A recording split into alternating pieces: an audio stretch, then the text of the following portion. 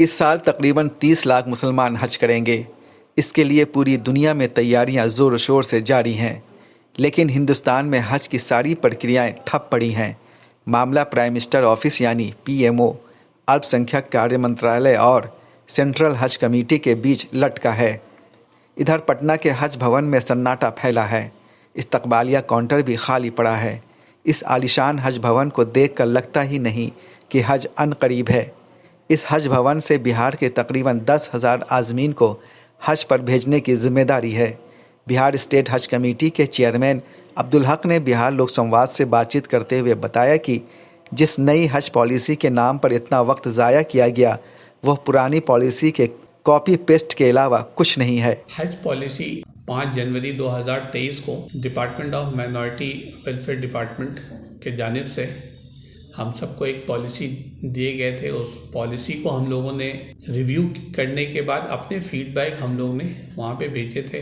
वो पॉलिसी एक हफ्ते के अंदर में फाइनल हो जाने थे। जो पॉलिसी डायरेक्टर के मार्फत भेजा गया था, वो पॉलिसी 2017 और 2022 तक का जो पॉलिसी थे वो मिलते जुलते तमाम उसी में थे। कोई इसमें कोई चेंजेस नहीं थे, कोई बदलाव नहीं थे। जो कैंपेनियन 70 साल के अधिक उम्र के लोग को कैंपेनियन में दिया जाता था, वही कैंपेनियन थे। लेडीज़ के लिए महरम के कोटा अलग रखे गए थे। तो इस तरीके से इस पॉलिसी के अंदर में कोई बदलाव नहीं दिखे। हम लोग ने उस पॉलिसी को रिव्यू करने के बाद हम लोगों ने 9 जनवरी को अपना हम लोगों ने रिव्यू भेजा था, फीडबैक उसमें करेक्शंस के लिए। और वो अभी तक पॉलिसी तमाम स्टेट वालों ने अपनी पॉलिसी जमा करने के बाद वो पॉलिसी हफ्ते भर में वो फाइनल स्टेज हो जाना चाहिए। जहाँ तक मंत्रालय से ये पता चल रहा है कि ये पॉलिसी को फर्दर पीएमओ ऑफिस भेजा गया है अप्रूवल के लिए, और इसी वजह से फॉर्म में भी काफ़ी ताख़ीर हो रही है। 2021-22 हज के लिए हम लोगों ने 1 नवंबर 2021 से फॉर्म भरना शुरू कर दिया था, और हज 2023 के लिए अभी तक फॉर्म हम लोग नहीं भर पा रहे हैं। और काफ़ी मुसलमानों के अंदर में एक आक्रोश है। अब्दुल हक ने बताया कि बिहार से 14,000 आज़मीन समेत पूरे हिंदुस्तान से 1,75,000 मुसलमानों को हज पर जाना है, जबकि अभी तक फॉर्म भरने की ही शुरुआत नहीं हुई है। इस बार जो कि सऊदी गवर्नमेंट ने अपने टाइमली 9 जनवरी 2023 को हज कोटा सारे मुल्क को अलॉटमेंट कर दिए है। इसी तरीके से इंडिया को भी 1,75,025 कोटा अलॉटमेंट हुए हैं।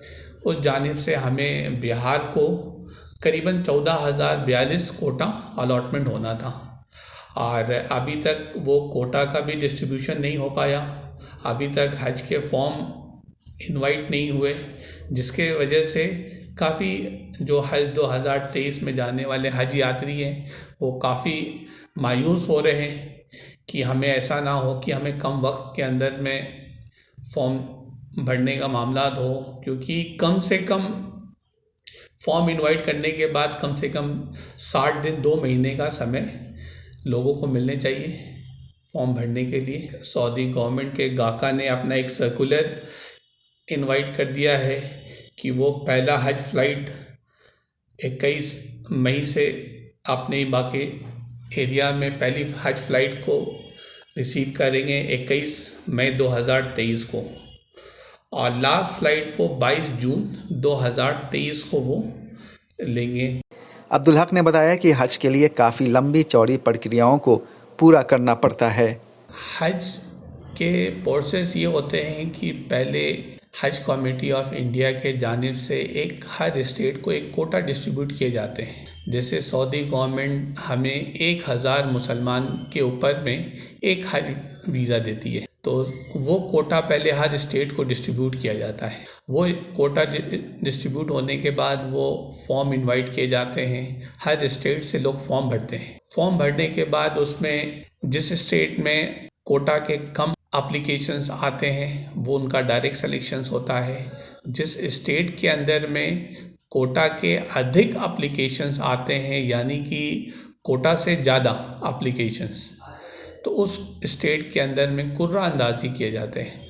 कुरानंदाजी के ज़रिए लोग का सिलेक्शंस होते हैं। फिर उसके बाद वो लोग अपना फाइनल फॉर्म पासपोर्ट लाके हज भवन में सबमिट करते हैं। पासपोर्ट का स्कैनिंग ऑनलाइन अपलोड करते हैं। उसके बाद फर्स्ट इंस्टॉलमेंट का अनाउंसमेंट होता है। तो पहली किस्त करीबन 81,000 जमा करने का शर्त है, तो 81,000 हम लोग एडवांस जमा करते हैं फर्स्ट इंस्टॉलमेंट। फिर सेकेंड इंस्टॉलमेंट 1,12,000 का होता है। फिर उसके बाद थर्ड इंस्टॉलमेंट जो हमारे हज के ऊपर में जो फाइनल अरेंजमेंट पे जो भी खर्च हुए हैं वो हम लोग थर्ड इंस्टॉलमेंट में जमा करते हैं। फिर उसके बाद हज कमेटी ऑफ इंडिया फ़्लाइट के अरेंजमेंट में भी लग जाती है। फिर वहाँ पे consulate general of India Jeddah में, वो मक्का में अकोमोडेशंस, मदीने में अकोमोडेशंस 1,75,000 हाजियों का इंतज़ाम करने पड़ते हैं। उसके बाद जाके हमारे हाजी यहाँ से फ़्लाइट लेके मक्का पहुँचते हैं। अब्दुल हक ने बताया कि प्रक्रियाएं देर से शुरू होने का कई तरह का खामियाजा आज़मीन हज को ही भुगतना होगा।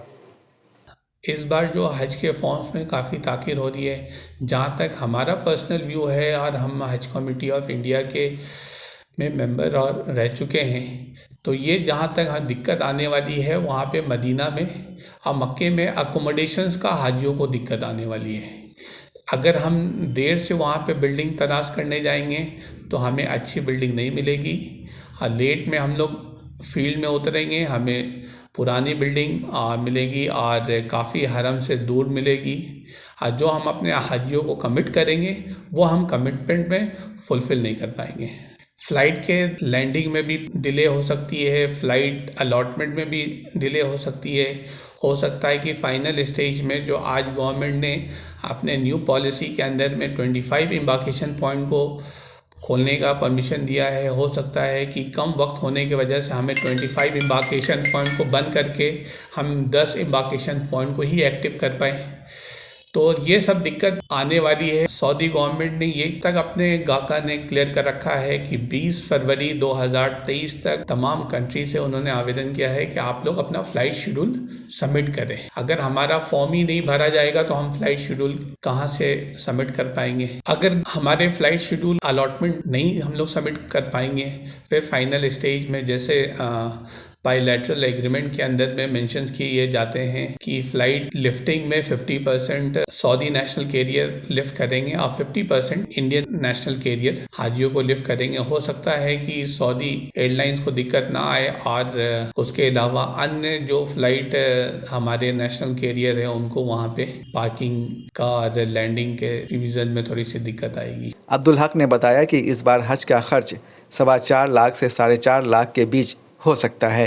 इस बार जहाँ तक खर्च का सवाल है, खर्च तो सऊदी में रियाल के ऊपर में होते हैं, और वहाँ पे जो भी अरेंजमेंट किए जाते हैं सऊदी रियाल के ऊपर में किए जाते हैं। जब तक सऊदी रियाल के रेट कुछ कम नहीं होंगे, खर्च पे कहना तो नामुमकिन है। इससे पहले भी हज 2022 का हज भी 21 रुपये 70 पैसे रियाल के ऊपर में हज हुए थे। इस बार भी रियाल के रेट 22 रुपये 35 पैसा है। हज 2022 में 4,29,000 कुर्बानी के साथ हज पे गए थे, और 2100 रियाल उनको हम लोगों ने दिया था वापस। तो 2100 रियाल करीबन 46,000 के आसपास हम लोगों ने हाजी को वापस किया था। तो उस दरमियान में अगर देखा जाए तो इस बार भी लमसम 4,25,000 4,35,000 के बीच में हज होने वाले हैं। अब्दुल हक ने एक अच्छी बात ये बताई कि इस बार एम्बार्केशन पॉइंट का फैसला खुद आज़मीन हज को करना है। इस बार न्यू पॉलिसी के अंदर में ये भी मेंशन रखा गया है कि ऑल ओवर इंडिया के हाजियों को किसी भी एम्बार्केशन पॉइंट से जाने की इजाज़त होगी। अगर बिहार वाले अगर गया एम्बार्केशन पॉइंट से जाना चाहे तो वो जा सकते हैं, अगर वो कलकत्ता से जाना चाहें तो कलकत्ता से भी जा सकते हैं, और अगर दिल्ली से कोई जाना चाहे तो दिल्ली से भी जा सकते हैं या मुंबई से जा सकते हैं। इस बार एम्बार्केशन पॉइंट सिलेक्शन हाजियों के हाथ में है। अगर हमें नंबर्स ऑफ हज पिलग्रिम्स हमें गया में अच्छे मिलेंगे, अगर हमारे बिहार के लोग गया से जाने की ख्वाहिश रखते हैं तो इंशाअल्लाह ताला इस बार गया एम्बार्केशन पॉइंट से लोग ही यहाँ से जा पाएंगे। अब्दुल हक ने बताया कि मुस्लिम लीग के 4 मेंबर पार्लियामेंट केंद्रीय अल्पसंख्यक कार्य मंत्री स्मृति ईरानी से मुलाकात करके हज फॉर्म में हो रही देरी पर फिक्रमंदी का इजहार कर चुके हैं। जहाँ तक हमें जानकारी हुई है कि 3 तारीख को मुस्लिम लीग के 4 सांसद ने स्मृति ईरानी मैडम मिनिस्टर से मुलाकात किए हैं। उन्होंने हज के ऊपर में ताख़िर होने की डिले बताई है। तो उन्होंने अभी भी वो पॉलिसी मैटर पीएमओ ऑफिस से अप्रूवल का वो इंतज़ार कर लिए हैं। जब तक वहाँ से अप्रूवल होता है उसके बाद वो हज फॉर्म का इनवाइट करेंगी, ऐसा उन्होंने कह के 4 सांसद को उन्होंने रवाना किया है। बिहार स्टेट हज कमेटी के चेयरमैन ने बताया कि ऐसा पहली बार हो रहा है कि हज पॉलिसी का अप्रूवल पीएमओ से लिया जा रहा है। इससे पहले अल्पसंख्यक कार्य मंत्रालय से ही अप्रूवल मिल जाया करता था। चट मंगनी पट ब्याह की तरह हज कोई गुड्डा गुड़िया का खेल नहीं। इसमें काफ़ी लंबे प्रोसेस से और पेचीदा मरहले से गुजरना पड़ता है। हम उम्मीद करते हैं कि हुकूमत हिंद अपनी जिम्मेदारियों को समझेगी और हज का प्रोसेस जल्द से जल्द शुरू करेगी। बिहार लोक संवाद के लिए मैं सैयद जावेद हसन, पटना।